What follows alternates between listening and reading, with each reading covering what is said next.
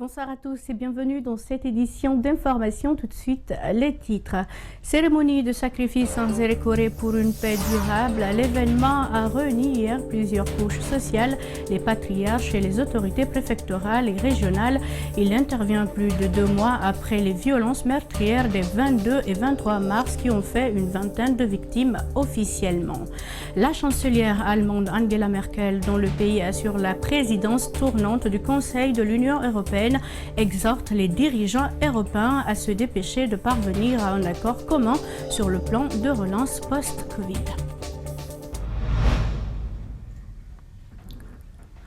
Une fois encore, bienvenue à tous. Nous débutons ce journal par cette triste nouvelle qui nous vient de la Côte d'Ivoire. Amadou Gon Coulibaly, le Premier ministre ivoirien, n'est plus le dauphin désigné du président ivoirien pour la présidentielle prochaine, est décédé ce soir. L'annonce a été faite par les autorités ivoiriennes à travers un communiqué que je vous propose de suivre. Mes chers compatriotes, la Côte d'Ivoire est en deuil. J'ai la profonde douleur de vous annoncer que le Premier ministre Amadou Gon Coulibaly, chef du gouvernement, nous a quittés. En ce début d'après-midi, après avoir pris part au Conseil des ministres ce mercredi 8 juillet 2020 au Palais de la Présidence de la République. Je voudrais, au nom du gouvernement, et en mon nom personnel, présenter mes condoléances les plus attristées à la grande famille Gon Coulibaly, à toutes les familles alliées, ainsi qu'à l'ensemble des Ivoiriens. Je rends hommage à mon jeune frère, mon fils, Amadou Gon Coulibaly, qui a été, pendant 30 ans, mon plus proche collaborateur. Je salue la mémoire d'un homme d'État, de grande loyauté, de dévouement et d'amour pour la patrie. Il a incarné cette jeune génération de cadres ivoiriens de grandes compétences et d'extrême loyauté à la nation. Avec la disparition d'Amadou Gon Coulibaly, la Côte d'Ivoire perd un modèle pour la jeunesse, un exemple de compétence, d'ardeur au travail et d'abnégation. Que son âme repose en paix. Fait à Abidjan, le mercredi 8 juillet 2020, Alassane Ouattara, président de la République de Côte d'Ivoire. Paix à l'âme de l'illustre disparu. Je vous le disais, un titre après les violences survenues en Zérékoré les 22 et 23 mars dernier. L'heure est désormais à la réconciliation. Une grande cérémonie de sacrifice avait lieu hier mardi à la place des Martyrs de Zérékoré. Ce sacrifice qui a réuni les différents patriarches de la région forestière et les préfets vise à instaurer une paix durable dans la région. Cette cérémonie a également regroupé les représentants de toutes les couches sociales ainsi que les autorités locales. Mamadi De Camara pour le reportage. C'est une première à Zérékoré. Les populations et les autorités locales étaient mobilisées ce mardi à la place des Martyrs autour des sages des 7 préfectures de la région pour parler de paix. À cet effet, un mouton et un coq ont été immolés en guise de sacrifice. L'initiative fait suite à un conclave des sages qui s'est tenu lundi chez le patriarche de Zérékoré, au cours de laquelle plusieurs recommandations ont été faites. La rencontre des patriarches en conclave a abouti aux résultats suivants. Suggestion. Retrait des donzos du corridor de sécurité et leur interdiction de participer dans la gestion des conflits internes. Exhorter des populations à la dénonciation des détenteurs des armes à feu. Identifier les fabricants d'armes légères.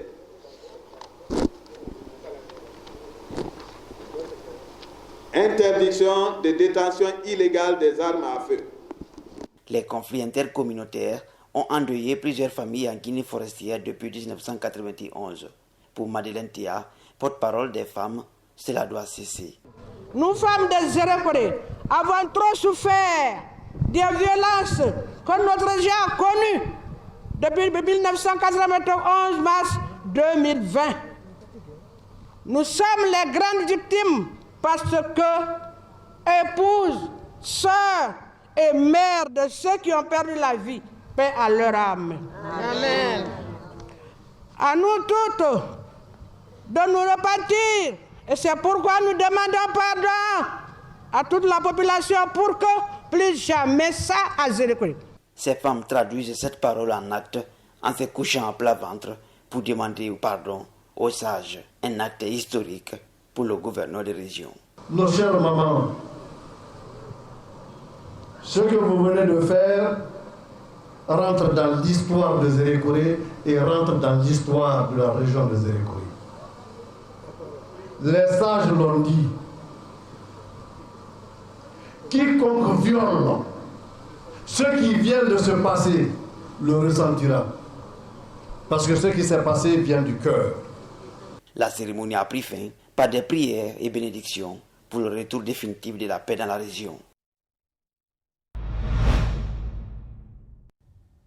Après le décret présidentiel le 3 juillet dernier, le nouveau directeur général de l'autorité de régulation des postes et télécommunications ARPT a officiellement pris fonction ce mercredi lors d'une cérémonie marquée par le passage de témoins entre Antigou Chérif, le directeur sortant, et Yarouba Sissé, le directeur entrant. Compte rendu Diena Bangoura, Aboubakar Keke et Bangoura. Depuis le 11 août 2016, Antigou Chérif était à la tête de ce département. Au titre d'administration et des investissements, le directeur sortant a réalisé plusieurs projets. La consolidation et l'amélioration des moyens de l'institution à travers le renforcement des capacités humaines et techniques par le recrutement de nouveaux collaborateurs ainsi que la formation continue de tout le personnel et l'acquisition de nouveaux outils et équipements. La finalisation du projet de siège de l'institution et son aménagement qui est de nature à contribuer à asseoir son autorité et à améliorer sa visibilité. Au titre de la coopération, l'initiation, la conclusion et la mise en œuvre des accords de coopération à l'échelle nationale avec des entités étatiques telles que l'AGAG et des entités non étatiques telles que la Jeune Chambre internationale. Le promu à la tête de l'autorité de régulation des postes et télécommunications salue le chef de l'État pour la confiance placée en sa personne. Yarouba Sissé promet de s'investir pleinement pour ce service. Je poursuivrai de nombreux chantiers et rehausserai l'image de la régulation du secteur des postes et télécommunications dans l'intérêt commun de l'État, des partenaires privés et des consommateurs. Je voudrais rassurer mes nouveaux collaborateurs que seul le travail, la loyauté, les qualités intrinsèques seront mes critères d'appréciation. Malgré les résultats obtenus, le directeur sortant reconnaît que plusieurs défis restent à relever dans la régulation. Car selon Antigou Chérif, cette mission s'exerce dans un écosystème qui est de plus en plus émouvant et exigeant, précise-t-il à son successeur. D'une passation de service à une autre, Daloba Souma, 41 ans, est désormais la chef de cabinet du ministère de l'Enseignement supérieur et de la Recherche scientifique. Cette diplômée de l'université Gamal Abdel Nasser remplace à ce poste Zeynab Kamara, devenue députée. Alseni Bari et Yacouba Traoré ont assisté à la passation de service. Suivez. Depuis 2 mois, le poste de chef de cabinet du ministère de l'Enseignement supérieur et de la Recherche scientifique était vacant après la démission de Zeynab Kamara, devenue députée de Bofa. Désormais, c'est Daloba Souma qui prend les rênes de ce département. Fruit de l'université Gamal Abdel Nasser de Conakry, elle est âgée de 41 ans et mère de 3 enfants. Titulaire d'une maîtrise en technologie biologique et d'un master en biologie environnementale, elle a déjà fait ses preuves à la Direction nationale de l'enseignement supérieur public et à la Direction générale de l'enseignement supérieur. Ma priorité, c'est de promouvoir la culture du résultat au sein des services relevant de ma juridiction, notamment les filles-femmes évoluant dans les services concernés. En tant que chef de cabinet et de surcroît une dame, c'est aussi ma priorité de faire la promotion des femmes au sein du ministère de l'Enseignement supérieur et de la Recherche scientifique. Une satisfaction partagée par la députée Domani Doré qui salue la promotion des femmes dans les postes de responsabilité. Vous le savez très bien, le chef de cabinet est vraiment le métronome du cabinet du ministre. C'est vraiment cet individu qui est là pour maintenir la maison commune. Et une femme à ce niveau de responsabilité, vous le savez très bien, qui tient le foyer, tient l'administration, tient le cabinet. Je ne doute pas de ses compétences. Au contraire, je suis rassuré parce que l'enseignement supérieur est un pan très important dans ce que nous appelons le développement de notre pays. Alors, vivement qu'ils se mettent au travail. Si l'heure est d'abord à la réjouissance, bien de défis attendent la chef de cabinet et les autres membres du département, notamment la reprise des cours dans les universités, le développement des recherches scientifiques. En bref et en images, nouveau coup de tonnerre à la CENI. Le chronogramme des élections proposées par la CENI ne fait pas l'unanimité au sein de l'institution. 6 commissaires de la CENI issus des rangs de l'opposition ont rendu public une déclaration ce mercredi pour dénoncer le contenu de ce chronogramme qui prévoit la présidentielle pour le 18 octobre prochain.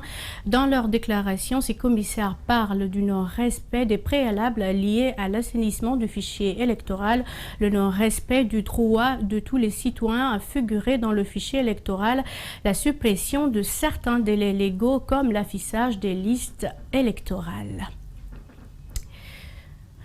Autre chose à présent, testée positive au Covid-19 le 30 mars dernier, c'est finalement le dimanche 5 juillet qu'elle a été déclarée négative après plus de 3 mois. Il s'agit d'un cas assez particulier qui mérite notre attention. Il s'agit bien de la journaliste Fatoumata Diané, présentatrice du JT à Espace TV. Elle ne cache pas sa joie. Nous l'avons rencontrée ce matin pour revenir sur le calvaire vécu au centre de traitement de Donka. Comment a-t-elle vécu ces jours dans son lit d'hôpital et que retient-elle du coronavirus? Nos reporters Justin Leno et Lamine Silla nous en disent plus. Suivez. Fatoumata Diané ne se souvient pas de quand, où et comment elle a contracté le virus. Mais tout a commencé un lundi 26 avril quand les symptômes de la maladie ont commencé. Une irritation à la gorge et de légers maux de tête. Le doute et la peur s'installent. Il fallait se faire consulter. Je pensais que c'était le jeûne parce que j'étais à jeûne et le soir, quand je finissais de manger, ma respiration avait changé. J'avais l'impression d'être tout le temps essoufflée et lundi, mardi, mercredi, j'avais des courbatures. Donc mercredi matin, déjà le soir, mes parents, je les ai dit que je ne me sentais pas bien. Je voulais aller faire mon test, mais mes parents ne voulaient pas. Ils ont dit que c'est peut-être une fièvre, donc ça va passer. Nous sommes un jeudi 30 avril. Il est 8 heures. Fatoumata Diané est présente dans les locaux de l'hôpital Donka. Vu son état, elle est immédiatement prise en charge et à 13 heures, c'est un lit de patients qui l'accueille. Je suis allée voir le médecin. Quand le médecin a vu mon état, il m'a dit d'aller à Donka, qu'il ne peut rien faire pour moi parce que j'ai tous les symptômes de la Covid-19. Donc je suis allée vers 13h, mais quand je suis arrivée à Donka, je n'arrivais même plus à parler parce que j'étais essoufflée. Ils m'ont prise en charge et ils ont fait mon prélèvement, c'était à 13h. Le professeur So, l'un des médecins traitants que nous avons joint au téléphone, est le seul à savoir l'état dans lequel il a reçu la patiente et les raisons qui expliqueraient sa durée à l'hôpital. Nous l'avons reçue comme la plupart des patients. Elle a été appelée pour dire qu'elle est malade et confirmée de Covid. Et donc, nous l'avons reçue à Donka et nous l'avons traitée. Tout s'est bien passé. Et puis après, elle est sortie. Mais pas critique, puisque les patients critiques, on les envoie à la réanimation. Il y en a, en plus de l'infection, ils ont soit le diabète, soit l'hypertension artérielle, soit les maladies rénales. Donc, il y a tous ces éléments-là qui peuvent expliquer la durée d'une personne à l'hôpital. Fatoumata Diané a passé 1 mois et 2 semaines au centre de traitement épidémiologique de Donka. Par mesure de précaution, ses proches ont été testés négatifs. Elle a rejoint sa famille depuis des semaines maintenant et sa vie a repris son cours normal. Et puis, le Japon appuie la Guinée dans la lutte contre le coronavirus. L'Empire du Soleil Levant, à travers son ambassadeur, a signé hier mardi un accord d'un montant de 300 millions de yens avec la ministre de la Coopération internationale. L'objectif est d'aider la Guinée à bouter le coronavirus hors du pays. Mariam Fodé Camara, Lamine Silla pour le compte-rendu. Ce don de 300 millions de yuans que le Japon a octroyé à la Guinée est destiné au ministère de la Santé pour l'achat des équipements techniques, dont les ambulances, des respirateurs et du matériel de protection individuelle. Donc, en cette situation, le Japon a décidé d'octroyer auprès du gouvernement guinéen et puis pour la population guinéenne de dons non remboursables. Et puis, je souhaite que dans ces conditions-là, nous surmontons tous ensemble pour gagner cette crise. La ministre de la Coopération se dit satisfaite du don offert à la Guinée par le gouvernement japonais qui assiste le pays depuis le début du coronavirus. Je ressens un sentiment de fierté et de satisfaction par rapport à ce don de l'Empire du Soleil Levant pour notre pays et notre beau peuple. Le contenu de la Convention est encore un signe amical envers le peuple de Guinée de la part du Japon pour des biens, de l'équipement médical pour nous appuyer dans notre lutte contre le coronavirus. Le directeur général de l'Agence nationale de sécurité sanitaire promet de faire bon usage des équipements sanitaires qui vont être mis à la disposition de sa direction. Le Japon vient de témoigner son aide et son appui au peuple de Guinée. Ce que je peux dire au nom de tous mes collègues du ministère de la Santé, que nous allons faire un bon usage de ce matériel technique et des engins qu'on va mettre à notre disposition en vue de contrôler très rapidement cette épidémie dans notre pays. L'obtention de ces équipements va permettre aux agents de la santé de lutter efficacement contre la pandémie du coronavirus qui a tué 34 personnes à la date du 7 juillet. Dans le même cadre, Médecins sans frontières a fait un important don de kits de lavage des mains et du savon et des bavettes ce mercredi à une vingtaine d'associations et de réseaux qui lui sont partenaires. Ces équipements contribueront à renforcer les capacités de ces ONG dans la lutte contre la pandémie à coronavirus. Bernard Koundouno ou Yacouba Traoré. 22 associations et réseaux au total ont bénéficié de ce soutien de MSF dans le cadre de la lutte contre la pandémie. Ce sont des organisations et réseaux partenaires à Médecins sans frontières qui, depuis longtemps, luttent contre le VIH-Sida en Guinée à travers des campagnes de sensibilisation. Avec l'apparition du coronavirus, ces organisations ont aussi engagé des campagnes de sensibilisation sur le terrain contre la maladie, d'autres sans moyens financiers. D'où le soutien de leurs partenaires MSF pour mener à bien ce travail. Médecins sans frontières a jugé opportun d'accompagner ces organisations de la société civile à travers ces dispositifs de lavage des mains afin de couper la chaîne de contamination au coronavirus, à savoir les seaux de lavage des mains, les bavettes, les cartons de savon. Le don est composé de 400 kits de lavage des mains, 22 cartons de savon, un important lot de bavettes destinées à des associations et réseaux dans le cadre de la lutte contre la pandémie en Guinée. Les bénéficiaires saluent le geste qui vient renforcer leurs capacités sur le terrain dans la lutte contre la COVID-19. Cet appui aussi nous réconforte et nous motive à plus d'un titre dans la mesure où nos cibles sont des cibles un peu spécifiques. C'est en cela que nous remercions.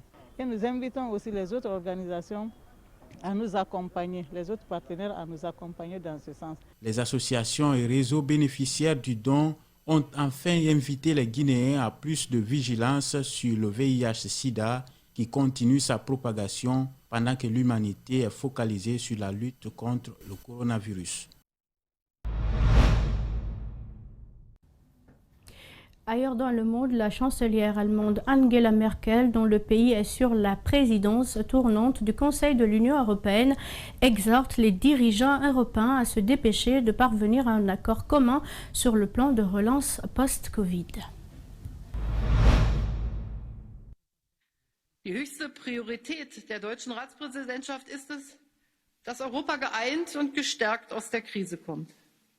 Aber wir wollen Europa nicht nur kurzfristig stabilisieren, das wäre zu wenig. Wir wollen auch ein Europa, das Hoffnung macht. Unser gemeinsames Ziel ist es, eine möglichst rasche Einigung zu finden. Denn die Tiefe des wirtschaftlichen Einbruchs mahnt uns zur Eile. Wir dürfen keine Zeit verlieren. Darunter würden nur die Schwächsten leiden. Ich hoffe sehr, dass wir noch in diesem Sommer zu einer Übereinkunft gelangen können. Et voilà qui met fin à cette édition d'information à tous. Merci de l'avoir suivi. À 22h, vous aurez Antoine Kourma au compte de la grande édition. Au revoir.